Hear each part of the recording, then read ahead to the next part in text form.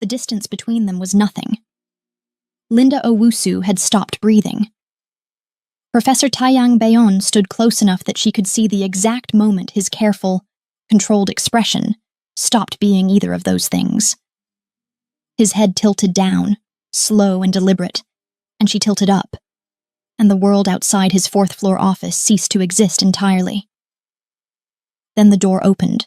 They stepped apart. The air between them went cold. Linda picked up her bag from the chair. She did not look at him.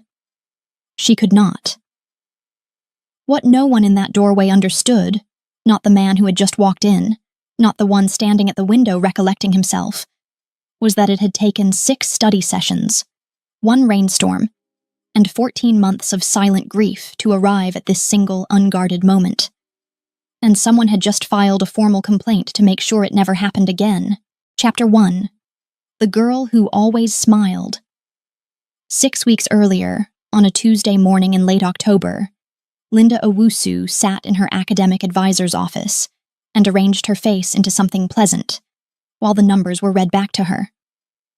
2 missed deadlines, 1 incomplete lab submission, a GPA that had slipped below the threshold required to maintain her scholarship. The scholarship that was, in the plainest possible terms, the only reason she was in New York at all. Her advisor, a tired man named Dr. Peterson, who smelled of bad coffee and genuine concern, said the words, "mandatory tutoring assignment," with the careful delivery of someone placing a fragile object on a table. And Linda nodded, and said she completely understood, and thanked him for his time, and walked out of the office and down 2 flights of stairs, and through the main doors of Aldrich Hall into the October air. She stood on the steps for 43 seconds. She counted. Then she put her headphones in and walked to the dining hall to find Tumelo. Tumelo Cloete was eating jollof rice with the focused attention of a woman who took lunch seriously, her South African flag tapestry bag draped over the back of her chair, her international law textbook open beside her plate, and entirely unread. She looked up when Linda sat down across from her, registered the expression on her friend's face, the particular brightness that meant the opposite of bright, and put down her fork. "What happened?" Linda told her. Tumelo listened without interrupting, which was unusual enough that Linda noticed it. When she finished, Tumelo leaned back in her chair and looked at the ceiling for a moment. "Taeyang Bayon," she said finally. "They assigned you to Taeyang Bayon. You say that like it means something." "Linda." Tumelo turned her head. "Do you know what Unipark told me last week?" She said she tried to make eye contact with him during lecture and he looked through her like she was a pane of glass. A pane of glass. Unipark also said the library ghost turns the lights off on the 5th floor. The lights do go off on the 5th floor. That's a known issue with the motion sensors. Tumelo stopped herself. That is not the point. The point is Professor Bayon does not smile, has never been seen to smile, and once, allegedly, returned an essay with so many corrections that the student framed it as modern art and submitted it to the campus gallery. That is definitely a rumor. I am trying to help you understand the gravity of your situation. I'll be fine, Linda said. Tumelo studied her for a moment with the particular attention she reserved for things that mattered. Linda met her gaze without flinching. She had been meeting people's gaze without flinching for 14 months. It was one of the first things she had perfected. "Okay," Tumelo said, and picked up her fork, because she had learned, over 3 years of rooming with Linda Owusu, that when Linda said she would be fine, the door was closed. What she had not yet learned, what she was only beginning to suspect in the way you suspect a sound you can't quite place, was that the door was always closed, and Linda was always behind it, and had been for far longer than anyone knew. Taeyang Bayon's office occupied the corner of the 4th floor of Mercer Hall, where the building's old bones showed most clearly. Exposed stone on one wall, tall windows that rattled slightly in the wind, oak shelves packed with behavioral neuroscience texts, arranged in a system that appeared chaotic, but was, upon closer inspection, precise. Linda arrived 7 minutes early and stood in the corridor studying the nameplate on the door as though it might tell her something useful. It didn't. She knocked. He said to come in. He was at the window with his back to her, one hand on the sill, long black hair loose past his shoulders, looking at something in the courtyard below with an absolute stillness that made her feel she had interrupted something she had no name for. She noted the set of his shoulders, the unhurried quality of his stillness, and understood immediately that this was not a man who did anything without intention, including stand at windows. "Ms. Owusu," he said without turning, "you're early." "I'm always early." He turned. His face was composed and precise, a face that gave information deliberately and withheld it the same way. Dark eyes moved across her with focused efficiency, and she understood that she was being assessed the way he probably assessed everything, completely and without announcement. "Sit," he said. Not unkindly, just without ceremony. She sat. He took the chair across from her, not behind his desk, which surprised her, and opened her file. He looked at it for a moment, then set it aside. "Tell me where you think you're struggling," he said. "Not what the file says, where you actually feel it." The question landed differently than she expected. She had prepared for clinical diagnosis. Here are the modules. Here are the gaps.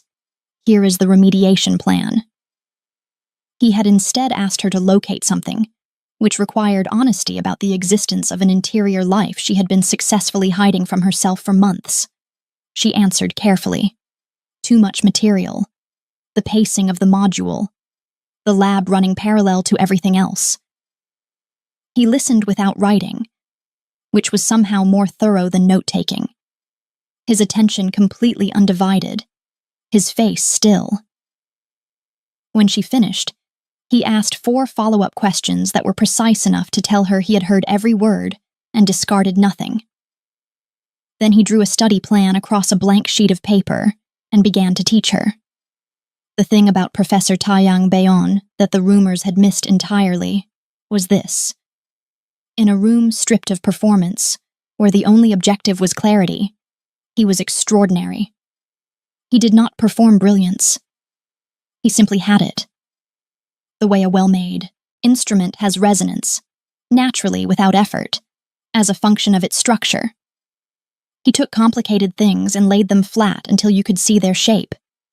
He moved through ideas the way someone moves through familiar terrain, certain, unhurried, knowing exactly where the ground was. Linda found herself thinking without performing. Just reasoning. Just following a thread of thought somewhere interesting because the thought was interesting. Not because anyone was watching her follow it. She had not experienced that in a very long time, and she did not recognize it until it was already happening. When she caught herself, the smile came back up automatically. Reflex. Defense. He was mid-sentence when it happened. He paused, barely, a half beat, and then continued. But the pause had been there. She filed it. At the end of the session, he handed back her notes. "Thursday," he said, "same time." She gathered her things and walked out into the corridor, and 20 feet. From his door she stopped and put her back against the wall and simply breathed for a moment. The hallway around her was full of ordinary life. Someone laughing, a phone buzzing, 2 students arguing in a language she half recognized. And she stood in the middle of it, feeling quietly, inexplicably unsettled. She had no word for what that room had felt like. She was not sure she wanted one yet. That night, back in Kessler Hall, she sat at her desk with her laptop open and her notes in order, and the university's automated mental health survey blinking in her inbox. The kind they sent every semester. A 15-question check-in that the Student Wellness Center used to flag students in distress. She had been receiving it for 3 years. She had never opened it. She clicked it away now and opened her module notes instead. Across the room, Tumilo was pretending to read her textbook and actually watching Linda in the peripheral way of someone trying not to be caught doing it. Linda looked fine. She always looked fine. That was the thing Tumelo could not yet articulate. That her best friend looked fine the way a window looks solid until the moment something goes through it. In Mercer Hall, the fourth-floor lights were still on. Taiyang sat at his desk with Linda's file open in front of him and a blank sheet of paper beside it. He looked at the emergency contact field for a long time, the practiced blankness of it, the lowercase n/a typed in a font too small for the space, and wrote 3 words on the blank sheet. He looked at them. Then he set his pen down and looked out at the courtyard below, where the last of October's leaves were releasing from the oak trees in slow, reluctant spirals. Something was wrong with Linda Owusu, and it had nothing to do with the curriculum. He was not yet certain what it was. But Taeyang Bayon had spent 15 years studying the way the human mind hid things from itself and others, and he recognized, with the particular clarity of professional instinct, the specific quality of a person who had become very skilled at a performance they could no longer sustain. He would need to pay attention. He was already paying attention. That, he noted with clinical honesty, was the beginning of a problem he did not yet know how to classify. Chapter 2. 6 Sessions of Beautiful Lying. The second session was on a Thursday, and she arrived with sunglasses on. It was overcast and cold, and there was no reasonable case for sunglasses. Taiyang noted them when she walked in, said nothing, and returned to the paper he had been marking. She set her bag down, took her seat, unpacked her notes with the brisk efficiency of someone who had decided that if they moved fast enough, nothing would catch them. He did not say anything about the sunglasses. This was deliberate.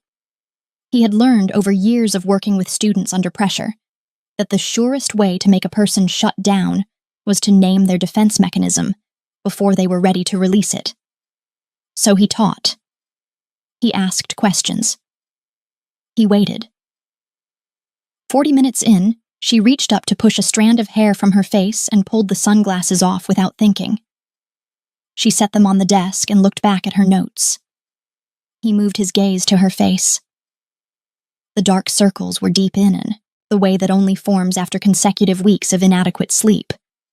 The kind of exhaustion that had settled into the architecture of her face rather than sitting on the surface of it.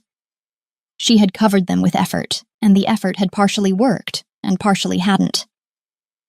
He reached across the desk and slid a glass of water toward her. He didn't look up from the annotation he was writing when he did it. He didn't comment. It was simply there. She stared at it. Something moved across her face that she quelled quickly, and she picked up the glass and drank. And when she set it back down, her hand was very slightly unsteady. He continued writing.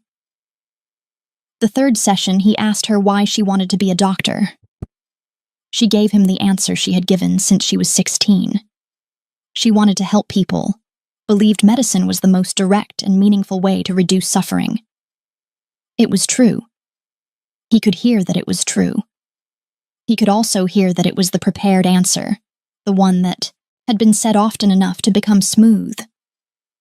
That's the reason you give when someone asks, he said, still looking at the annotation. That's different from the reason you became certain. The room went quiet in a specific way. I'm not sure what you mean, she said.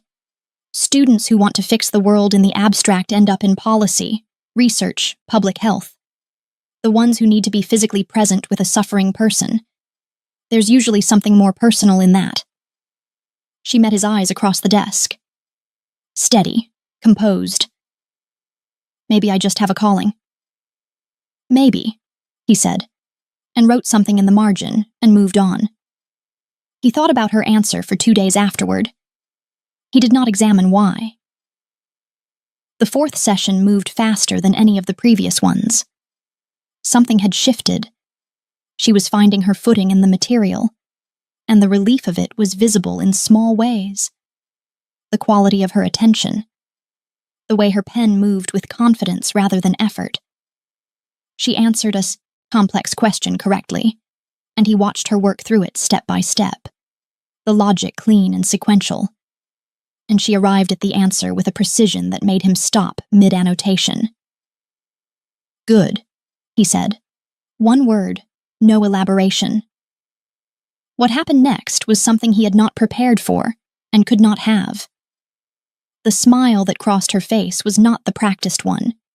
He knew the practiced one by now, had mapped its speed and its particular quality, the way it arrived slightly ahead of any real feeling like a representative sent in advance of the thing itself. This was different. This came from somewhere below the surface and moved across her face before she could govern it. Undefended. Disproportionate. Real. And then they were both aware of it at the same moment, the awareness landing between them like a dropped object in a quiet room. She looked down at her notes first. He cleared his throat quietly and moved to the next question. After she left, he sat at his desk for a few minutes without moving. Then he picked up his pen and added to the notes he had been keeping on the blank sheet beside her file, the notes that were not part of any official documentation. He looked at what he had written, and then turned the page face down and went back to marking. It was around this time that Do Yun-yu began watching. They had been colleagues for 4 years, and friends, or something close to it, for longer than that, having overlapped during postdoctoral work at Yonsei before both ended up at Meridian through the particular chain of coincidences that deposited people in specific cities and departments. Do-yeon was sharp and careful and paid attention to patterns the way all good scientists did, and the pattern he had begun to observe in Taiyang was something he could not yet name but recognized instinctively as significant. It was not any one thing. It was the accumulation. The way Taeyang mentioned the tutoring assignment in passing once, with a flatness that was too deliberate. The way his office light was on later than usual on the evenings of the sessions. The way he had seen him once from the 3rd floor window, standing in the courtyard below in his good blazer in the October cold, looking at something Do-yeon could not see from that angle, with an expression he had never seen on Taeyang Bayon's face before. He did not act on it yet. He filed it. The 5th session arrived, and Linda came in slightly late, which was the first time she had been anything other than early. She had her hair down, long, knotless braids loose around her face, and she was wearing the olive-green sweater she seemed to reach for when she was tired, which he had learned to identify as a reliable indicator. She sat and opened her notes and looked at him. "Sorry," she said. "I lost track of time." He didn't say that wasn't like her. He said, "Ready?" And they began. At the end of that session, while she was packing her bag, she said without looking up, "The thing you said last week, about the brain filing grief away when it doesn't have a safe space." I looked it up. A pause. "I found a lot of papers." He waited. "Is there a name for it? When you function completely normally from the outside, but something is misaligned on the inside."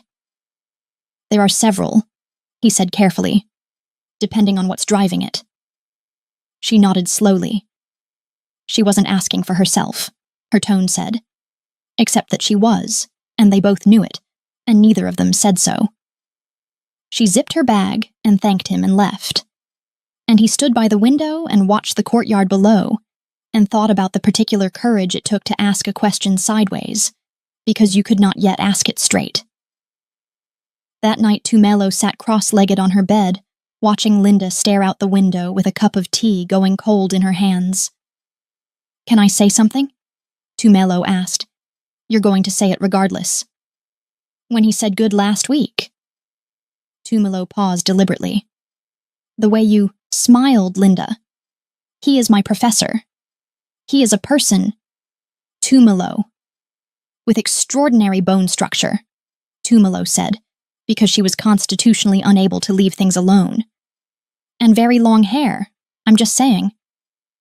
Linda threw a pillow. Tumalo caught it and laughed, and the moment dissolved into noise and the particular safety of a friendship, where you could say the true thing and call it a joke, and both parties would understand exactly what was meant. Later, in the dark, Linda lay awake and thought about nothing in particular. Or she tried to. The thing about nothing in particular is that it has a way of resolving itself into something very specific, if you lie still long enough. She turned onto her side, closed her eyes. The 6th session was on a Wednesday afternoon, and she arrived on time with her notes prepared and her pen ready. And she sat across from him, and he began to teach, and she did not write a single word. Not because the material was unclear. Not because she was distracted in any ordinary sense.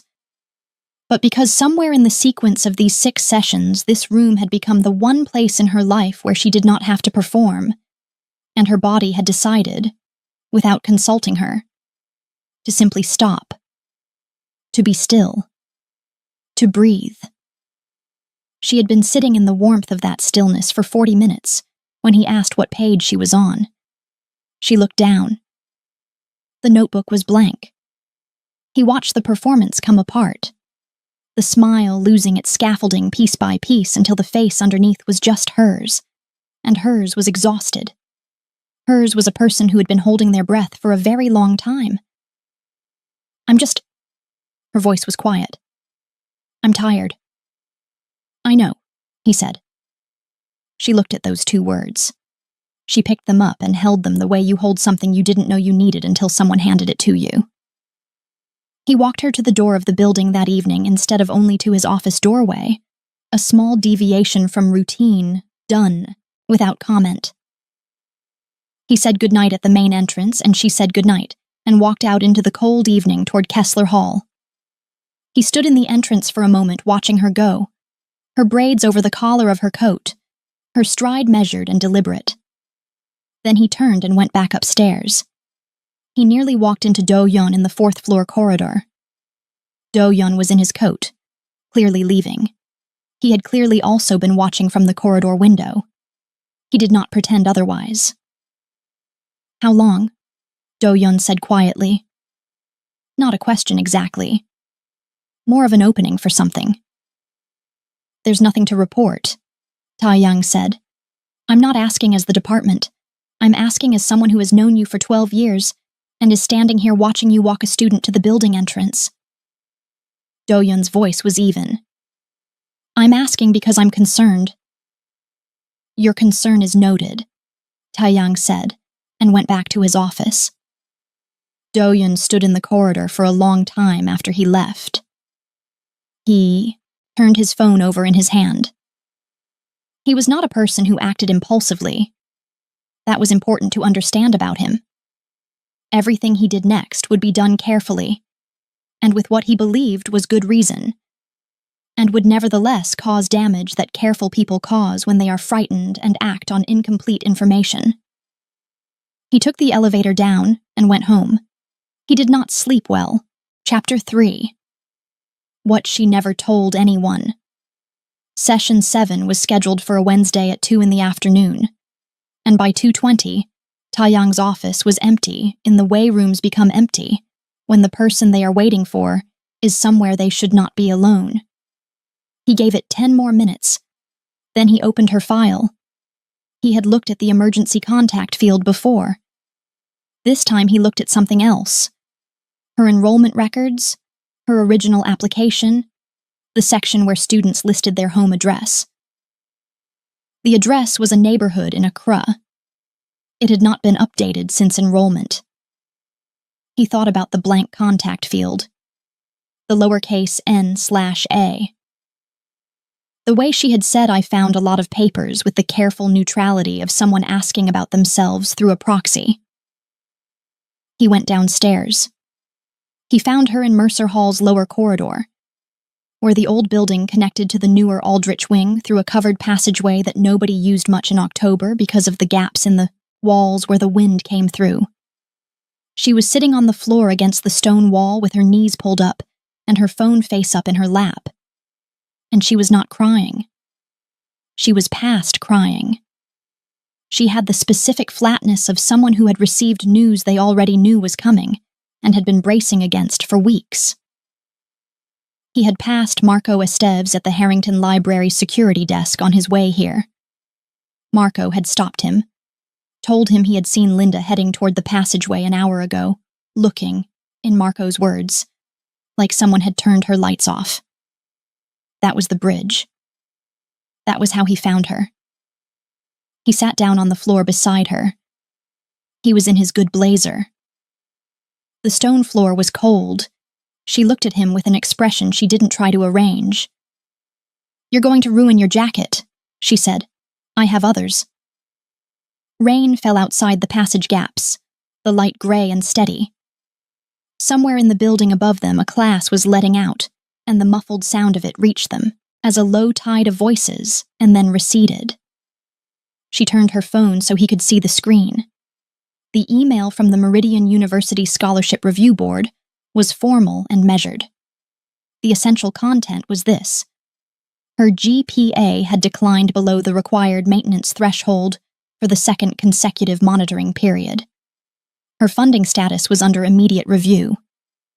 She had 30 days to demonstrate sufficient academic improvement, or her scholarship would not be renewed at semester close. He read it completely. Then he handed the phone back. "The second consecutive period," he said. "They flagged you last semester as well." "I brought it back up." She set the phone face down. "I always bring it back up. It keeps slipping and I keep pulling it back and I don't know how much longer I can—" She stopped. He waited. "I don't have anyone to call," she said.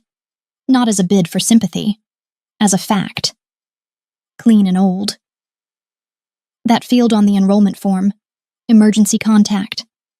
I left it blank when I arrived and I've left it blank every year since because there isn't anyone.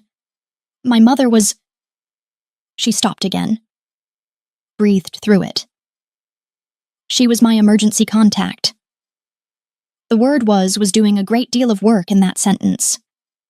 He understood its weight precisely. "When?" he asked. "April, 14 months ago." She looked at the passageway wall across from them. "I came back 9 days after the funeral because the scholarship requires a minimum attendance record, and I was already at the edge of it. I came back and I sat through finals and I got a 3.9 and everyone told me how impressive I was, and I smiled and said thank you." She exhaled slowly. I haven't actually dealt with any of it. I don't know how. I don't know where it is anymore. I feel like I'm behind glass. Like I can see my life happening, but I can't reach it. Can't feel the edges of it. I just keep performing, and— She pressed her palm flat against her sternum. "And the performance has started to cost more than you have," he said. "Yes." He was quiet for a moment. He looked at the rain through the gap in the wall and ordered what he wanted to say with the care it required. "There is a name for what you are describing," he said. "What you have experienced falls within what behavioral neuroscience calls complicated grief. Specifically grief that has been denied a processing space and redirected into function. The mind doesn't eliminate the grief, it archives it. And the archive puts pressure on everything else. Concentration, sleep, the capacity for ordinary feeling. The numbness, the disconnection. The sense of watching your life through glass. That is your nervous system running a program it designed to keep you operational when you had no space to fall apart." He paused. "It is not weakness, Linda. It is adaptation. Your brain protected you the only way it knew how. But adaptive responses were never designed to be permanent states." Can cite the literature, Her voice thinned. "I couldn't see it in myself. Most people trained in this field can't. That blind spot is well documented. When the mind is the thing that's coping, asking it to objectively assess its own coping, is like asking a bruised hand to measure its own swelling. She laughed, short and real and slightly undone. The first genuine laugh he had heard from her in 6 sessions of careful observation. He filed the sound somewhere he didn't examine directly. They sat in the passageway while the rain continued outside, neither of them in any particular hurry. "I want you to make an appointment with the university counselor," he said. "Eunice Mwangi, Student Wellness Center, ground floor." Linda looked at her hands. "I'm not trying to redirect you," he continued. "What you are carrying requires grief work, and grief work is a specific discipline. What I can offer is neuroscience. What you need is someone trained in the language of loss. Those are different things, and one doesn't substitute for the other." "You sound like you've said that before." "I have. I said it to myself once." He said it plainly, without drama, the way he said most things that cost him something. "It took me longer than it should have." She looked at him. This was the first thing he had ever said that was about himself, and it landed in the conversation like a door opening into a room she hadn't known existed. She didn't push it. She understood instinctively that it had been offered as a demonstration of trust, not an invitation to investigate. "Will you go?" he asked. "If I say I'll think about it?" "I'll follow up on Thursday." She almost smiled. "Okay," she said. "I'll go." They stood. She was reaching for her bag when he turned toward her, and whatever he was going to say next he didn't say because she looked up at the same moment, and the distance between them was abrupt and small, and neither of them moved for a beat that was several seconds too long. He was close enough that she could see the detail of his face, the small scar along his jaw she had noticed in the second session, the way his hair fell forward when he turned too quickly.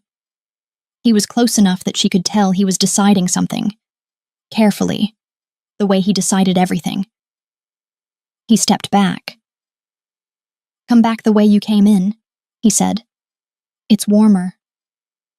She nodded. They walked back through the building in the particular silence of 2 people who have just navigated something and have arrived, through effort, at the same correct decision. What neither of them knew yet was that the careful 12-year friendship between Taeyang Bayon and Do-yeon Yu was about to produce consequences that no amount of correctness would fully protect them from. The following morning, Do-yeon arrived at work early. He had spent a week and a half weighing it. That was not nothing. He was not impulsive. But the image in his mind was specific.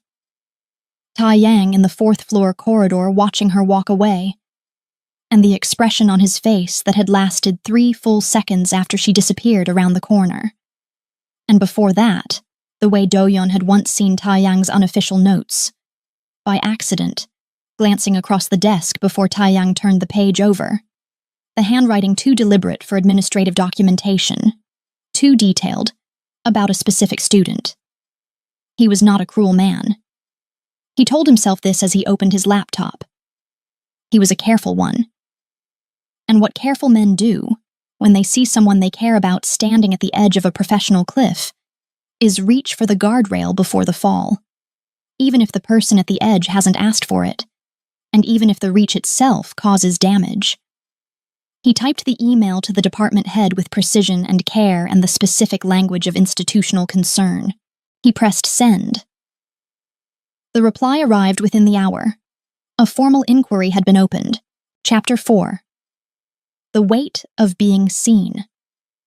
Professor Baek Soo-hyun ran a meeting the way she ran everything, with precision, no wasted language, and the particular brand of institutional neutrality that had kept her department functioning cleanly for 11 years. She was not unsympathetic. She was procedural. There was a distinction, and she maintained it clearly. Taeyang sat across from her at 9 in the morning and answered every question with the same accuracy and efficiency he brought to everything. The tutoring was assigned. The sessions were documented. All contact had occurred in his office or open campus areas, All communication was on record and within academic channels. The concern filed, Bayek said, cites a pattern of extended personal investment beyond the scope of the assigned tutoring. The student is dealing with significant personal circumstances that were affecting her academic performance, Taiyang said. Addressing those circumstances was relevant to the tutoring outcomes. Were you aware of those circumstances before they became relevant to the tutoring outcomes, or after? A brief pause. Honest. Both. Bayek wrote something. The review will take 2 weeks. In the interim, all tutoring sessions with the student are suspended. She looked up. I want to be clear, Taiyang. Nothing in this file looks inappropriate, but I cannot clear a concern that's been formally lodged without a proper process. You understand that? I understand that, he said. He was back at his office by 9:40. He sat down. He looked at the wall. The thing that was immediately clear to him, sitting with the weight of it, was that he could manage the professional consequences. He had built an unblemished record across 15 years of academic work, and a 2-week review would confirm what was already true. What he could not manage as easily was the knowledge that someone he had trusted for over a decade had looked at something genuine and seen something suspect, and had acted on that perception with the full weight of institutional machinery before saying a single word to his face. He thought about that for a long time. He did not think about whether Do-hyun's concern had been entirely without basis. That was the honest part of it, and he knew it. And it sat with him with all the discomfort of a truth that complicated a clean narrative. Linda found out from Priya Subramaniam, who had overheard something at the faculty mailbox corridor, and delivered it to the dorm hallway with the breathless velocity of someone who had not yet understood the specific gravity of what she was carrying. A concern, filed, about a professor and a student. No names, but the details were narrow. Tumelo heard it too. She turned from the conversation to look at Linda. Linda's face was very still. Linda, I need a minute, Linda said, and went into the room and closed the door. She stood in the middle of the floor with her coat still on. The thought that came was not about herself. It was about Taeyang, about the precision with which he had managed everything, the deliberate care, the way he had stepped back in the passageway, the way he had always stepped back, and the knowledge that the stepping back had not been enough, and that the gap between doing something correctly and being perceived as doing something correctly was wide enough that a formally lodged complaint could fall into it. She went to Mercer Hall. She didn't plan what to say. She knocked on his door and heard him say to come in, and then she opened it. He was standing at the window with his jacket off, his long hair loose, looking older and more tired than she had seen him look before. He turned. The expression he wore when he saw her was not the measured neutral she knew. It was something more unguarded than that. There for a half-second before he arranged it. "Is this because of me?" she asked. The room was still. "It's being managed. That's not what I asked." He held her gaze. "You didn't do anything wrong." "I know I didn't." She took a step into the room. "Neither did you." Something moved through his expression at that. Not relief, not gratitude, but something quieter than both. The acknowledgement, she thought, of someone who had been carrying a weight alone and had just been told, simply and without caveat, that the weight was real, and they had been right to carry it. "Sit down," he said. "Please." She sat. He didn't go to his desk. He took the chair across from her the way he always had in sessions. Close, level, without the authority of a desk between them. He leaned forward with his elbows on his knees and looked at the floor for a moment, gathering something.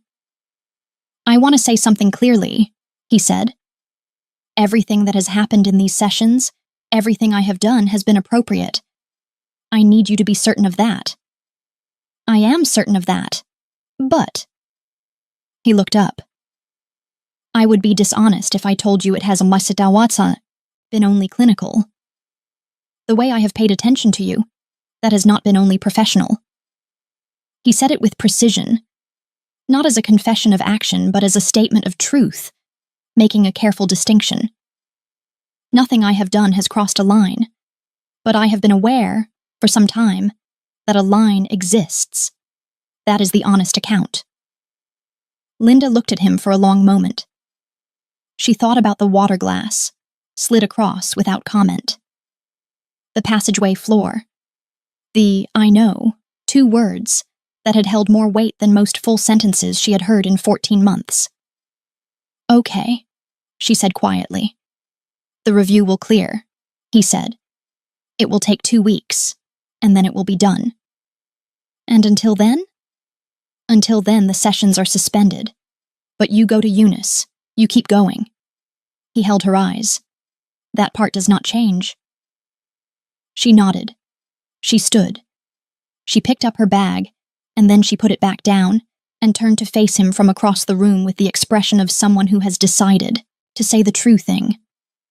I looked up complicated grief, she said. Properly, I mean. Not just the papers. I spent an evening reading about what happens to people who don't grieve. The physical toll, the cognitive toll, the way it reorganizes itself into other symptoms. I read about how the brain keeps generating distress signals, and the person keeps filing them away, and eventually the filing system breaks. She paused. I recognized every single thing on the list, every one. Her voice didn't shake. And I thought about the fact that you saw it, in 6 sessions without me saying a word. And I thought about what it meant that I hadn't told anyone for 14 months. And a professor in an assigned tutoring session is the first person to actually see it. She stopped, breathed. I'm saying thank you, she said. That's all? I'm saying thank you. He stood. He came around the desk slowly, not toward her, but to standing, a correcting of the distance between sitting and eye level, and looked at her from across the room. You were always going to find your way to it, he said. I just moved some furniture. She laughed, the same real laugh from the passageway, short and undone and genuine. He looked at her when she laughed and did not look away, and the room had that quality again. That specific, charged quality that had nothing to do with anything that had happened, and everything to do with something that had not. She picked up her bag. I'll go to Eunice. I know you will. She was at the door when she turned back one more time. For what it's worth, she said, you moved a lot of furniture. She left. He stood in the middle of his office for a while after the door closed, not doing anything in particular. And then he sat down and looked at the blank page beside her file, the page with the notes that were not official documentation, and turned it face up for the first time in 2 weeks. He read what he had written there across the weeks of sessions. He read it slowly. Then he folded the page in half and placed it in his desk drawer. Downstairs, in the covered passage between buildings, Do-yun stood with his collar up against the cold, waiting. He had known Taeyang's schedule for 4 years. He had known he would come through here after his meeting. He had placed himself here deliberately, because some conversations needed to happen outside of offices. Taeyang came through and stopped when he saw him. The complaint was too far, Do-yun said. No preamble. I know that. I knew it when I filed it, and I did it anyway, and He stopped. I was scared for you. That is not an excuse. It is an explanation. You could have come to me. Yes. We have known each other for 12 years. You could have walked down the hall. I know. Do-yun looked at him with the expression of a man who has been carrying the weight of a decision that did not turn out as he intended. If I had asked you directly, would you have told me the truth? The question hung between them in the cold air. Yes, Taeyang said, and I would have told you that there was nothing to report. But you would also have told me that there was something to acknowledge. Taeyang held his gaze. He didn't answer. Which was, as Do-hyun had already known, the honest answer. Do-hyun nodded slowly. I'll write a retraction to Baek. I'll tell her the concern was based on incomplete observation, and that I withdraw it. Don't, Taeyang said. Let the process run. A withdrawn complaint 2 days after filing looks worse than a cleared one. That's very reasonable of you. I have a consistent record. It will clear. Do-hyun picked up his bag. He started to walk away, then stopped. Taeyang. He didn't turn around. What you feel, whatever it is, He exhaled. Be careful with it, for both your sakes. Taeyang said nothing. Do-hyun went. The investigation had 2 weeks to run, and in those 2 weeks the damage would not be dramatic or visible. It would be quiet, the particular quiet of a professional reputation held in suspense. The closed-door conversations that Taeyang knew were happening, because they always happened in these situations, regardless of their legitimacy. Students noticed when professors became suddenly unavailable.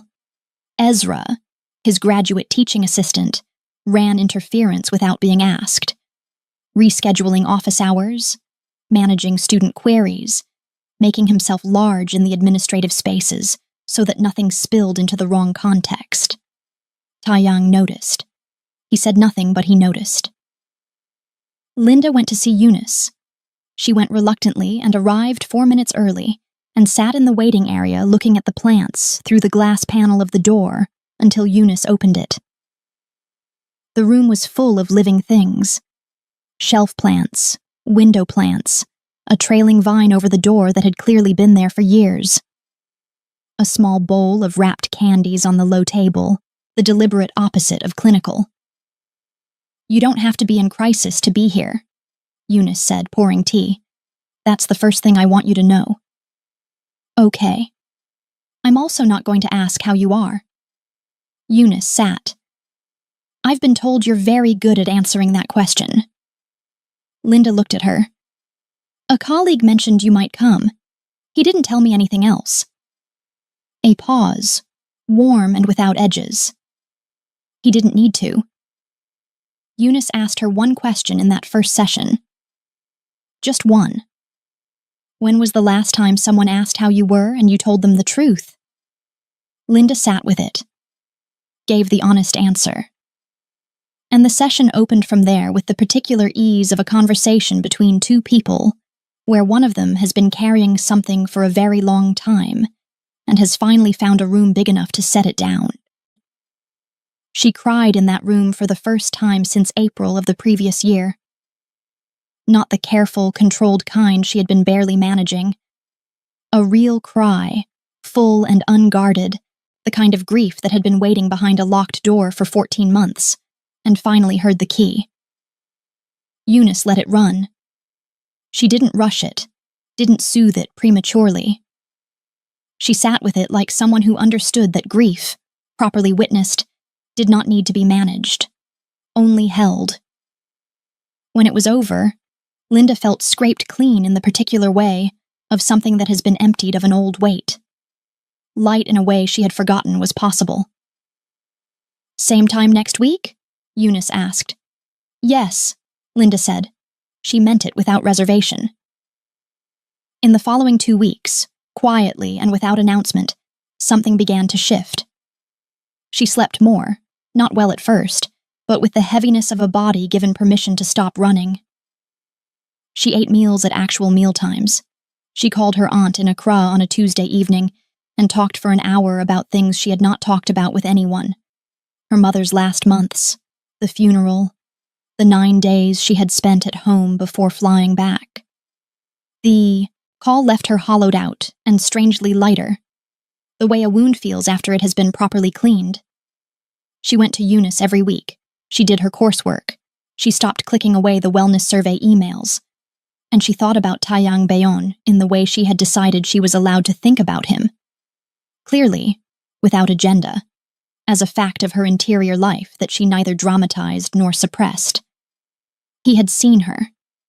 In 6 sessions of sitting across a desk, He had seen her more clearly than people who had known her for years. That was a real thing. Whatever else it was or wasn't, it was real. She was in the Harrington Library on a Thursday night when her phone buzzed.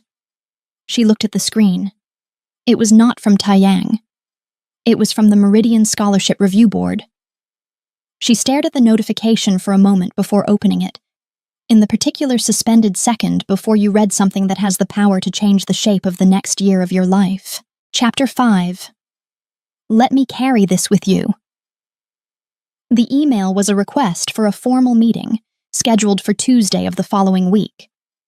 The board wished to review her academic progress and personal circumstances before making a final determination on her scholarship status. Linda read it twice. Then she put her phone face down on the library table and looked at the Hudson River through the east-facing glass wall, dark and wide and carrying the lights of the opposite shore in long, trembling reflections.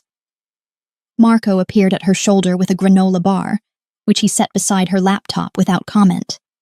He glanced at her face. "Whatever it is," he said, "you'll handle it." She looked up at him. "How do you know?" He shrugged, the easy shrug of someone who had watched her outlast every other student in that building, night after night for 3 years. "Because you're always the last one still sitting," he said. "That counts for something." He went back to his desk.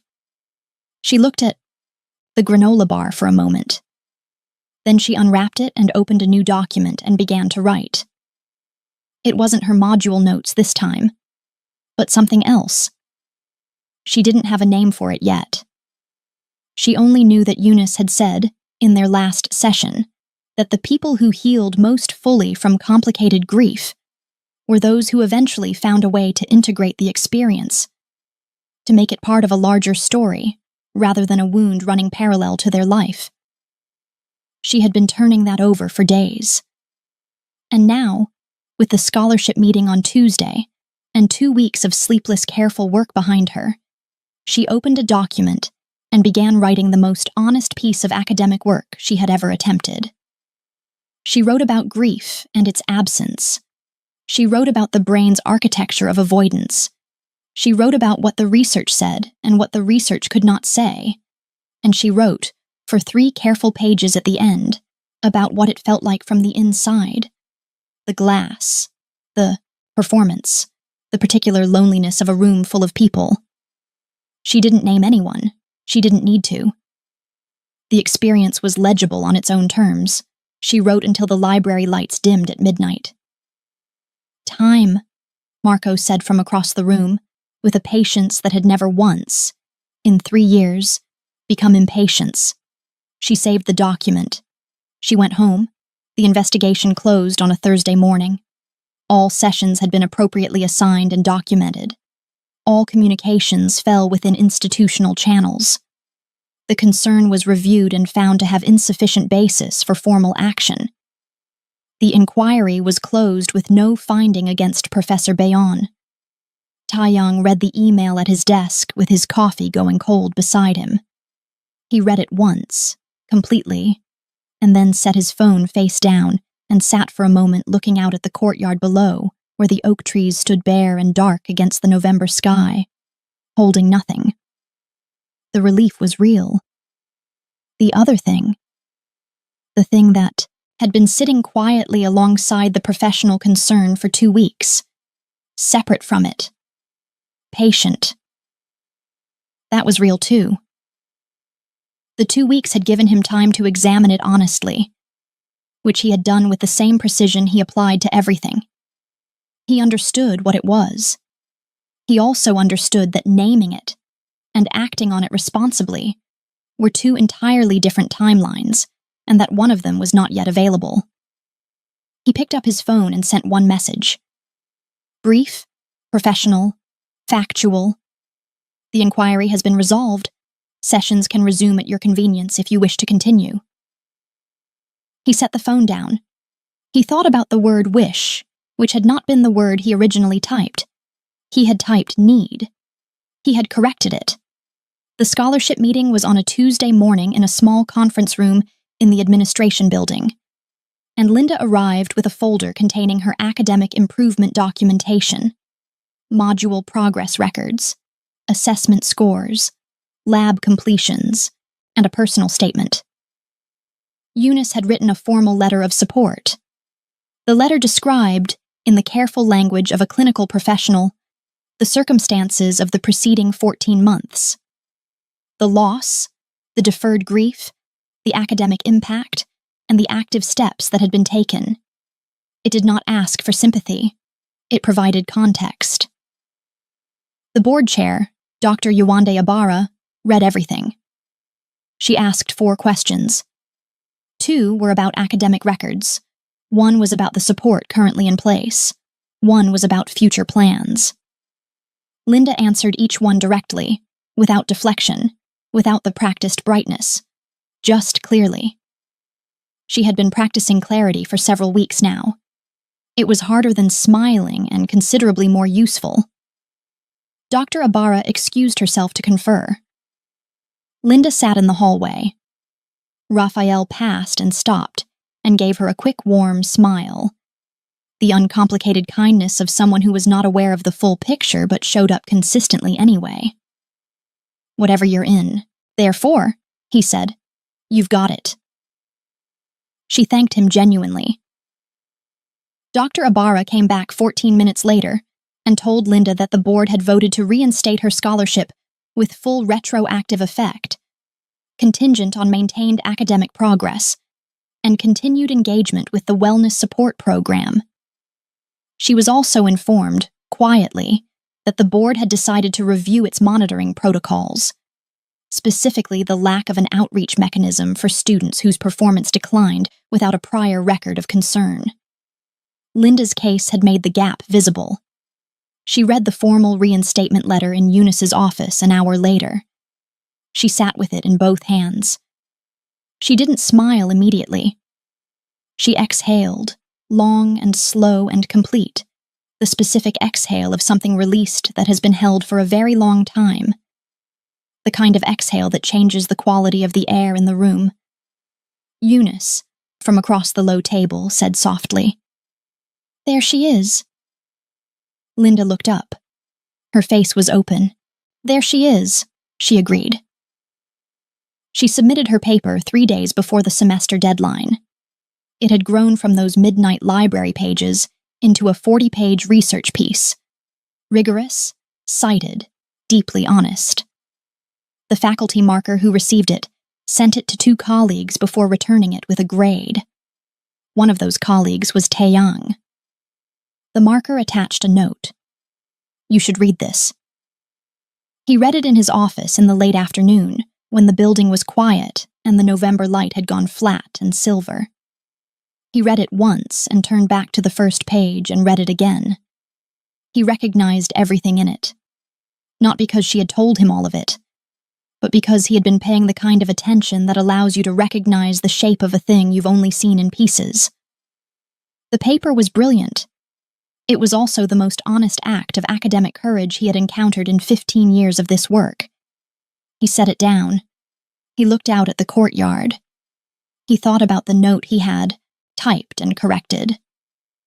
The word wish instead of need. He was still thinking about it when he heard a knock on his door.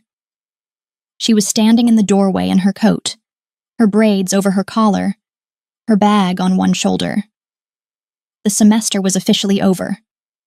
She had no academic reason to be here. She stepped inside and he stood, and she set something on his desk. A small folded note, placed with deliberate care, and then stood back and looked at him.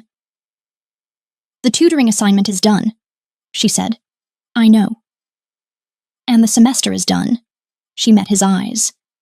"And I'm not currently enrolled in any of your courses, and I haven't been your student in any formal sense since the last session was suspended."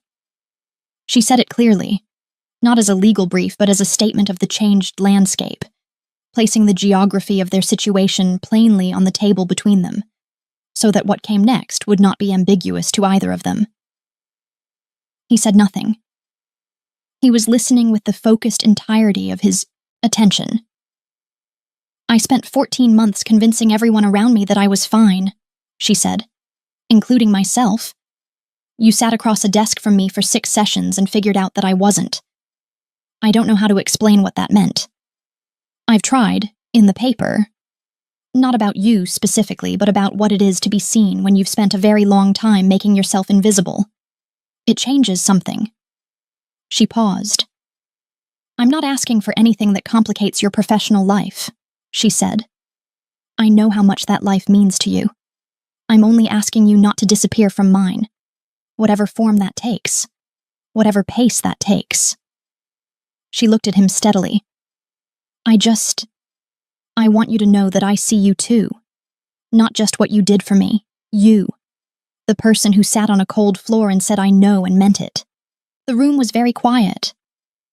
Outside the window, the city moved, indifferent and continuous, doing the thing New York did regardless of what happened in any particular room in any particular building.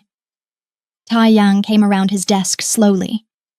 He had been careful for so long and so deliberately, and with such complete awareness of what was appropriate and when. And now he moved with that same deliberateness but toward something rather than away from it. He stopped in front of her. The distance between them was nothing. He reached out his hand, not toward her face, not toward anything dramatic or cinematic. Just his hand, open, palm facing up, in the space between them. An offering. Unhurried, completely certain. Linda looked at it. She looked at his face. The composed and precise face she had misread in the beginning as cold, and had learned over weeks to read correctly as careful. A man who moved slowly because he understood the weight of things. She placed her hand in his. His fingers closed around hers with the specific, deliberate gentleness of someone who understands the value of what they are holding. I told you, he said, low and certain, the voice he used when a conclusion was final. Let me carry this with you. She nodded. The smile that moved across her face then was the truest expression she had worn in over a year. Not performed, not managed, not sent ahead of the feeling to make it presentable. Just real. Just hers. They stood in the stillness for a long time. Neither of them moved to leave. Outside, the December light fell flat and silver over the Meridian campus.